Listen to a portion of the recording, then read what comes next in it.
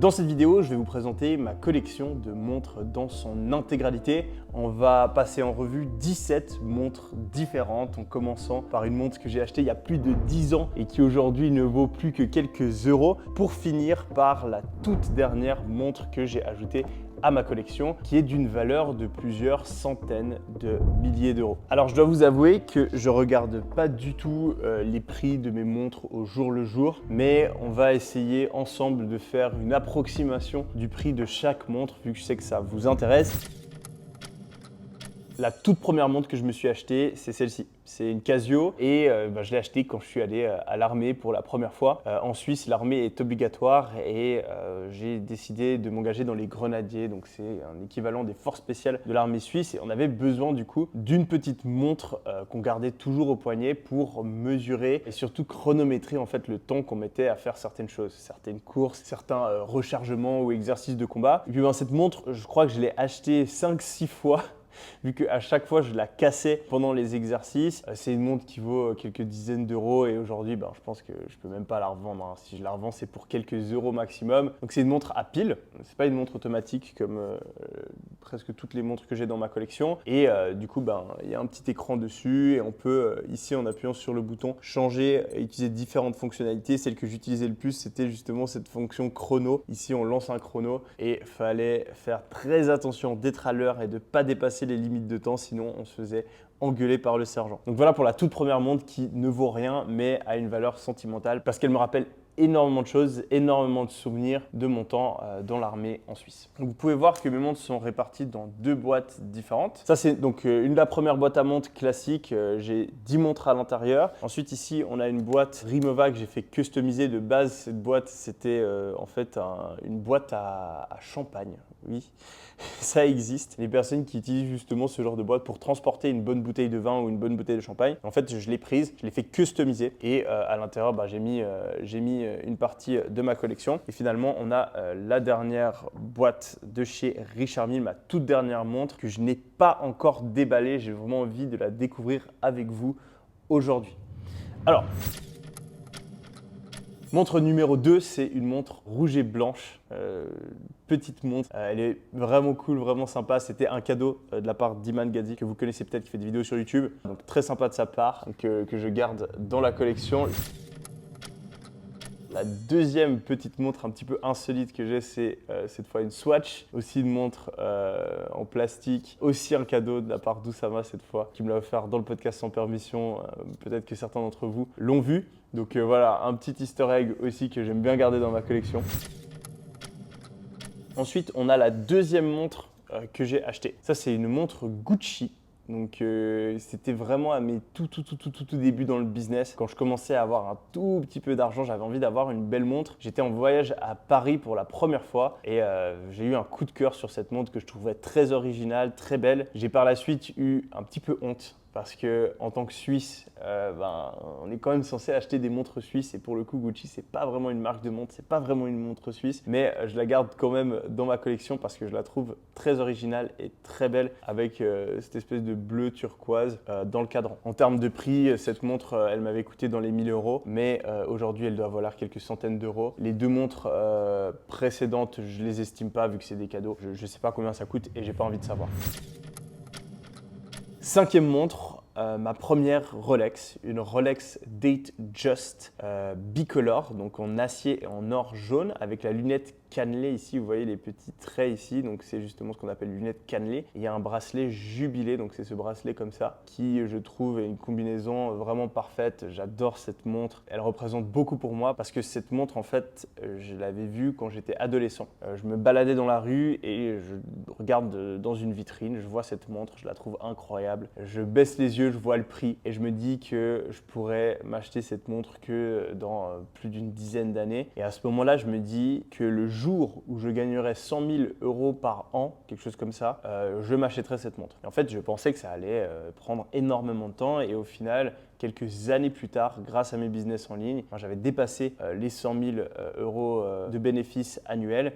Et donc, je suis allé acheter cette montre. J'ai fait une de mes premières vidéos YouTube là-dessus. Je l'avais filmée et c'était vraiment un moment et une période incroyable pour moi. Donc, à chaque fois que je regarde cette montre, je suis un petit peu nostalgique et j'ai envie de ne jamais la vendre, la garder et probablement la donner à un de mes enfants quand il l'aura mérité. Donc, cette montre, en termes de prix, elle doit valoir dans les 10 000 euros. On mettra les prix exacts à l'écran parce que je ne suis pas du tout au courant des prix actuels du marché. Et ce qu'il faut vraiment savoir, c'est que les montres, c'est un petit peu particulier. Ça a un prix retail, donc un prix en boutique qui est différent du prix du marché, donc le prix auquel on peut vendre ça sur un site de seconde main, etc. Donc, en fait, certaines montres, vous allez les acheter en boutique plus cher que le prix où vous pouvez les revendre sur Internet ou à un bijoutier. Et d'autres montres qui sont très rares, vous allez les acheter en boutique moins cher que le prix auquel vous pouvez les revendre sur le marché secondaire. Et justement, ce prix du marché secondaire, il varie énormément. On va avoir des moments où il y a tout le monde qui a envie d'acheter des montres, les prix s'envolent, comme c'était le cas par exemple en 2021. Et on va avoir des moments où les prix baissent, comme c'est un petit peu le cas en ce moment. Et donc, la valeur de la collection baisse. Moi, les montres, c'est une passion, mais c'est aussi un investissement. Et donc, ce prix secondaire, il est important. Je ne le regarde pas tous les jours, ni même tous les mois. Mais mon but à terme,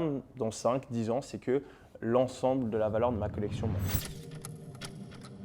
Alors, montre numéro 6 que j'ai acheté environ 1 an après ma Rolex, peut-être un peu plus. Et c'est ma première Audemars Piguet, première montre de collection. Cette montre-là, elle est relativement rare parce qu'elle est frosted. Donc frosted, c'est un type de matériau de chez Audemars Piguet, en fait, où ils vont prendre de l'or. Donc là, c'est de l'or blanc en l'occurrence, et ils vont aller le marteler afin de créer des petites aspérités dans le métal, ce qui va faire que la montre, on a l'impression qu'elle brille, qu'elle est givrée, d'où le nom Frosted. J'ai vraiment adoré cet effet et c'est pour ça que je l'ai acheté il y a quelques années. Je trouvais que c'était justement une montre qui attirait l'attention de par justement les nombreux reflets qu'elle faisait, mais qui n'était pas non plus too much. J'ai jamais acheté de montre avec du diamant parce que je trouve que ça pète trop, j'arrive pas à porter ça. Et justement, ça c'était un petit peu le juste milieu qui permettait d'avoir un truc un petit peu plus fun sans pour autant avoir un truc qui éblouit tout le monde. Donc voilà, une montre magnifique, une des montres que j'ai le plus portée en fait. Après l'achat de cette montre, j'ai arrêté d'acheter des montres pendant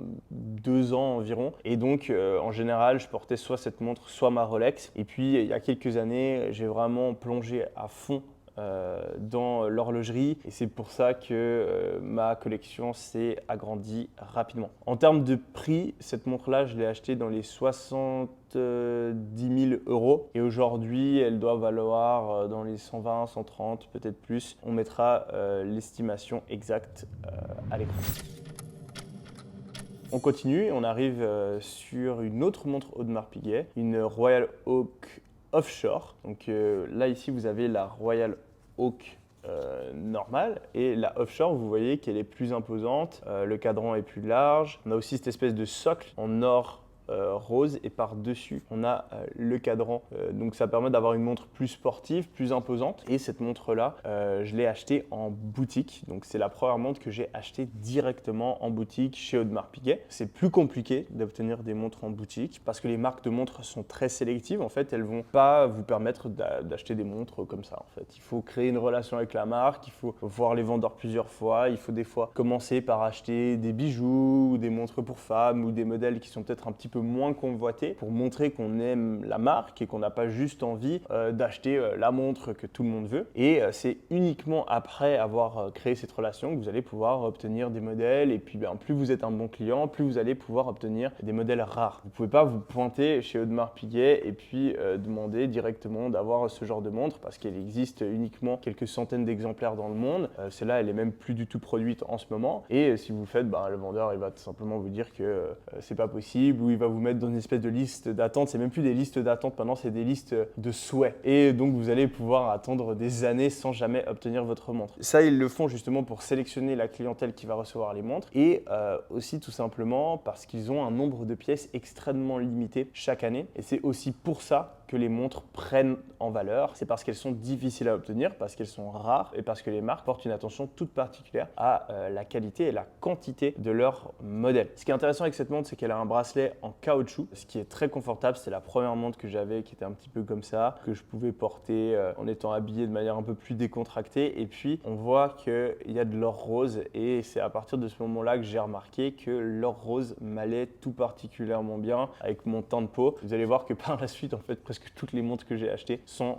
en or rose. Donc cette montre, j'ai dû l'acheter dans les 40-50 000 euros, je me souviens plus exactement. Je sais pas à combien elle est valorisée aujourd'hui, mais ça doit être dans les mêmes grandeurs, hein, dans les 40 000 euros, je pense. Et petite particularité que j'ai oublié de mentionner, c'est que cette montre, c'est un chronographe. Donc vous voyez ici les 3 petits boutons sur lesquels vous pouvez appuyer. Ça va vous permettre en fait de faire avancer l'aiguille qui est juste ici pour chronométrer tout simplement. Et vous pouvez avec le bouton du bas ici faire revenir l'aiguille au départ et relancer le chrono quand vous le voulez. Donc il y a d'autres spécialités au chronographe, notamment ici vous avez le tachymètre qui vous permet de mesurer la distance qui est parcourue par un objet en mouvement, ça peut être une voiture, un avion, etc. Vous avez donc aussi ici en bas l'aiguille des secondes du coup qui tourne, vu que la grande aiguille elle est utilisée pour le chronomètre, l'aiguille des secondes elle est ici. Et puis vous allez avoir les heures et les minutes pour le chronomètre qui vont aussi avancer à ce niveau-là. Montre d'après, on est sur une Rolex Daytona, donc modèle emblématique de Rolex.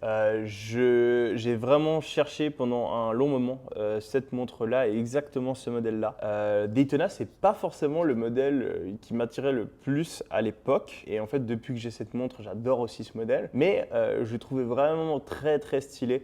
Le bracelet Oyster Flex, donc c'est ce bracelet noir qui est en caoutchouc aussi. Et j'adore le rose gold. Et puis cette combinaison du coup avec ce bracelet noir, le rose gold du boîtier et ici le cadran qui est chocolat, donc un espèce de brun. Je trouvais ça vraiment incroyable. Donc j'ai cherché cette montre pendant un petit moment, j'ai réussi à l'obtenir. Et c'est un super ajout à ma collection. Je l'ai acheté dans les 30-35 000 euros. Je ne l'ai pas acheté en boutique celle-ci. Et aujourd'hui, je pense qu'elle doit valoir un petit peu moins, dans les 30 000 euros. On mettra le prix exact. Donc voilà, Daytona, un modèle emblématique de chez Rolex qui existe dans plein de combinaisons différentes, mais c'était largement ma préférée. Cette montre, il faut que je la fasse réparer. Il y a la petite molette ici qui s'est enlevée. Mais bon, c'est les risques, hein. Le but, moi, avec les montres, c'est bien sûr que ce soit un investissement, mais c'est aussi et surtout de pouvoir les porter, de prendre du plaisir à les porter. Et c'est des choses qui arrivent, des fois on les abîme, même si on fait attention. Et après, ce qui est bien, c'est qu'on peut toujours faire réparer, faire polir. Et donc, on perd peut-être un petit peu en valeur quand une montre est légèrement endommagée. Mais c'est pas parce que vous faites une raie que votre montre ne vaut plus rien. Et je trouve dommage d'avoir plein de belles montres si c'est juste pour qu'elles restent à la maison dans une boîte. On continue sur une montre un petit peu moins connue qui est aussi une Audemars Piguet. C'est une Code. Donc les Codes, c'est les montres rondes de chez Audemars Piguet. J'adore cette combinaison, une espèce de bleu foncé avec du rose gold. En termes de valeur aujourd'hui, on doit être dans les 30-40 000 euros, quelque chose comme ça. C'est une montre que je trouve très belle, qui est pour l'instant pas vraiment énormément à la mode chez Audemars Piguet et la plupart des gens. Alors les modèles Royal Oak. Mais mon but, c'est pas d'avoir ce que tout le monde veut, c'est d'avoir ce que je trouve beau et d'avoir aussi de la variété dans la collection. C'est pour ça que je trouve intéressant d'obtenir ce modèle chez Audemars Piguet. Dans la foulée, j'ai récupéré un autre modèle chez Audemars Piguet, c'est cette Royal Oak chronographe. Cadran noir. Donc très belle combinaison, on peut aussi changer le bracelet, mettre un bracelet en cuir par exemple, ce qui est vraiment pas mal. Et on reste sur la combinaison gagnante, cadran noir, rose gold. Vous voyez peut-être qu'elle a pas mal de rayures, cette montre aussi. C'est principalement parce que je la prête souvent à mon frère qui fait pas du tout attention. Non, je rigole, mais c'est vrai que c'est la montre préférée de mon frère de la collection, donc il la prend pas mal. Et c'est vraiment une montre qu'on peut porter avec tout et qui est très confortable aussi à porter, donc très très belle pièce de chez Audemars Piguet. En termes de prix, on est dans les 50 000 euros, j'imagine. On arrive sur une Patek Philippe. Donc c'était la première fois que j'achetais une Patek Philippe chez Patek Philippe. Et j'ai commencé par un modèle un petit peu moins connu que les Nautilus, les Aquanaut, etc. J'ai acheté une Pilote Calatrava. Donc c'est un modèle rond comme ça que je trouve extrêmement classe, très beau, très élégant et qui passe partout. Ce qui est bien avec cette montre-là, c'est qu'on ne sait pas que c'est une Patek Philippe. Donc, par exemple, quand je suis en Europe, quand je suis dans des pays où la sécurité est un petit peu moins grande, et souvent je porte cette montre-là parce que ça passe partout, personne ne remarque la montre et pourtant elle est très très classe, très très belle, très confortable. Il y a aussi plusieurs bracelets, mais j'aime bien ce brun qui passe avec pas mal de couleurs. On a un cadran aussi un petit peu chocolat. Et puis ce qui est vraiment marrant avec cette montre, c'est qu'on peut appuyer sur ce bouton-là en fait, pour faire avancer directement l'aiguille des heures et la remettre à l'heure. Donc imaginons que vous changez de time zone, vous avez juste à appuyer quelques fois ici et votre montre est à l'heure, ce qui est souvent plus pratique que de tourner la molette comme c'est le cas sur la plupart des montres. Si vous voulez revenir en arrière, vous pouvez aussi appuyer sur le bouton du haut et c'est un petit peu la spécialité de ce modèle-là. Encore une fois, rose gold, cadran chocolat, une des plus belles combinaisons. En termes de prix, on doit être dans les 50-60 000 euros actuellement. Donc voilà pour la première boîte de montres, mes premières 10 montres. Certains modèles emblématiques, des modèles rares, des modèles un petit peu moins et beaucoup de souvenirs surtout parce que certaines de ces montres, je les ai depuis plus de 5 ans et elles représentent vraiment des périodes très différentes de ma vie. Donc, dans cette boîte que j'ai un petit peu fait modifier, fait customiser pour pouvoir y mettre des montres, j'ai des modèles qui sont plus rares et qui ont été très compliqués à obtenir et que je suis extrêmement heureux aujourd'hui de pouvoir avoir dans ma collection. Je vais commencer par ce modèle-là. C'est encore une fois une Audemars Piguet. Vous savez que j'adore Audemars Piguet. Avec Patek Philippe, c'est vraiment mes deux marques de montres préférées. J'adore aussi un Rolex, Richard Mille. Je pense prochainement acheter aussi d'autres marques comme Vacheron, peut-être Jacob & Co et éventuellement même Omega, Hublot, etc. J'essaie vraiment d'élargir le type de montre que j'ai à l'intérieur de ma collection. Mais c'est vrai que Audemars Piguet, c'est un petit peu mon premier coup de cœur. C'était aussi la montre préférée de mon père. C'est aussi pour ça que je lui ai acheté une Audemars Piguet il y a quelques années. Mais c'est vrai qu'à chaque fois que Audemars ou Patek me propose d'acquérir une montre, je peux vraiment pas refuser. Donc là, on est sur quelque chose d'assez particulier. On est sur un quantième perpétuel. Donc c'est vraiment une montre magnifique qui est complètement rose gold avec un cadran bleu qui s'appelle grande tapisserie. Donc c'est en fait ces petits carreaux là. On a deux types de bleu différents. On va avoir aussi un ciel étoilé avec une lune sur le bas qui représente en fait la forme de la lune en fonction de la date. Et puis le quantième perpétuel en fait c'est une complication, donc un type de montre très spécifique parce qu'il permet de voir la date, le jour et le mois de l'année. Et il permet de le faire peu importe l'année. Il y a même justement un petit mécanisme qui permet de s'adapter aux années bissextiles et ça c'est très compliqué à faire. Voilà une très belle montre qui vaut dans les 150-160 000 euros au moment où je fais la vidéo. On arrive maintenant chez Patek Philippe avec cette Aquanaut chronographe. Vous pouvez voir les deux petits boutons sur le côté qu'on peut utiliser pour chronométrer. On a un cadran chocolat, encore une fois très beau, un bracelet aussi chocolat qui est magnifique. Et chez Patek Philippe, ils ont été très généreux. Ils m'ont permis d'obtenir plusieurs bracelets. Donc j'ai un bracelet kaki et un bracelet orange que je peux remplacer. Il me suffit d'aller en boutique et ça permet vraiment de donner une toute autre allure à la montre. Ce que j'adore aussi avec cette montre-là, c'est justement ici le fermoir qui est super facile à ouvrir et à fermer sans pour autant être facile à enlever. Donc ça nous protège contre les vols tout en nous évitant d'avoir vraiment passé beaucoup de temps à enlever ou mettre la montre. Et puis le cadran est magnifique. C'est vraiment une très belle montre, très confortable, très élégante que j'ai portée pendant des semaines et des semaines d'affilée quand j'ai pu l'obtenir. On reste bien sûr sur la même combinaison et en termes de prix, on doit être dans les 150 000 euros, peut-être un petit peu moins aujourd'hui. On continue sur une autre Patek Philippe. Celle-là, je ne l'ai pas acheté en boutique, je l'avais acheté sur le marché secondaire étant donné que c'est une montre qui n'est plus en production, que je ne pouvais plus obtenir en boutique et en fait c'était vraiment, je pense, ma montre préférée pendant des années et des années. J'avais vu une vidéo sur YouTube il y a peut-être 5, 6, 7 ans qui présentait cette montre et je l'avais trouvée incroyable. Je trouve que cette montre, quand on observe le cadran, il y a quelque chose de presque hypnotique avec cette forme vraiment incroyable de la Nautilus, très belle en rose gold avec un cadran chocolat, encore une fois une combinaison magnifique. C'est une montre emblématique de chez Patek Philippe que je me devais d'avoir dans la collection. Donc aujourd'hui il existe d'autres variantes de ce modèle, mais je trouve que celle-là c'est vraiment la classique, c'est la plus belle et donc c'est pour ça que je l'ai acheté sur le marché secondaire. Je l'ai depuis quelques années et c'est je pense une des montres que j'ai le plus portée. Bon, ça se voit légèrement, quelques petites rayures dessus, mais on peut la polir sans trop de problème. Une montre qui a connu d'énormes variations de prix. C'est une montre qui de base, hein, quand vous l'achetez en boutique, coûte, j'ai pas envie de dire de conneries, mais je crois qu'elle coûte les 70 000 euros, quelque chose comme ça. Et en fait, en 2021, cette montre, elle a monté jusqu'à 450 000 euros. Il y avait vraiment des prix incroyablement élevés. J'ai failli l'acheter à ce moment-là.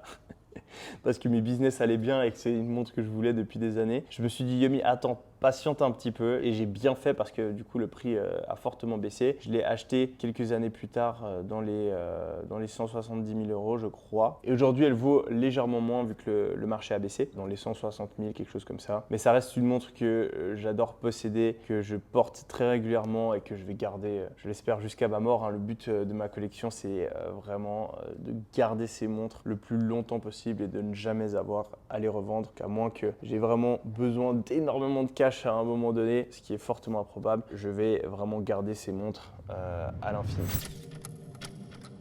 On arrive ensuite sur une autre marque Piguet, Royal Oak, mais cette fois, elle n'est pas en or blanc, elle n'est pas en or rose, elle n'est pas non plus en acier, elle est en titane. C'est une montre extrêmement légère, extrêmement confortable et magnifique. C'est ce qu'on appelle un tourbillon volant. Donc vous pouvez voir ici le mouvement justement de la montre qui tourne et qui est incroyable, qui est vraiment vraiment beau. On a ce cadran bleuté magnifique. Elle fait aussi un très beau bruit. Elle fait un petit tic-tac, tic-tac, tic-tac qui est très satisfaisant. Magnifique montre que j'ai pu acheter chez Audemars Piguet en boutique et qui aujourd'hui est une des montres les plus chères de ma collection étant donné qu'elle est très très rare. Elle coûte plus de 220 000 euros sur le marché, mais c'est une montre que je porte parce qu'elle est belle et que le but d'une montre c'est d'être portée.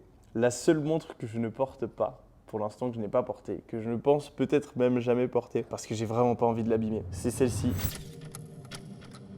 C'est la montre la plus rare de ma collection. C'est une Audemars Piguet Code Squelette. Donc le Code justement c'est cette montre ronde. Squelette c'est quand on voit en fait tout le mécanisme de la montre. Donc vous pouvez voir vraiment, c'est comme si on avait retiré l'espèce de face du cadran et donc ça permet d'admirer le mécanisme. Cette montre elle existe seulement à 50 exemplaires sauf erreur. Elle vaut plus de 200 000 euros et j'ai pas envie de la porter parce que j'ose pas tout simplement. Étant donné qu'elle est très rare, j'ai vraiment envie de la garder dans le meilleur état possible et je la trouve vraiment incroyable. Donc, merci encore une fois à Audemars Piguet de m'avoir permis d'obtenir cette montre. Merci à Patek Philippe aussi pour les différents modèles qu'ils m'ont permis d'acheter au cours des années. Et merci à Rolex de m'avoir permis d'acheter des montres pour moi, mais aussi et surtout pour des amis. Donc la plupart des Rolex que j'ai achetées, je les ai offertes. Et c'est aussi quelque chose que j'adore faire, c'est offrir des montres. Et la dernière montre que je me suis offert à moi-même, c'est celle-ci que je vais découvrir en live avec vous et qui vient compléter ma collection. Donc c'est une Richard Mille.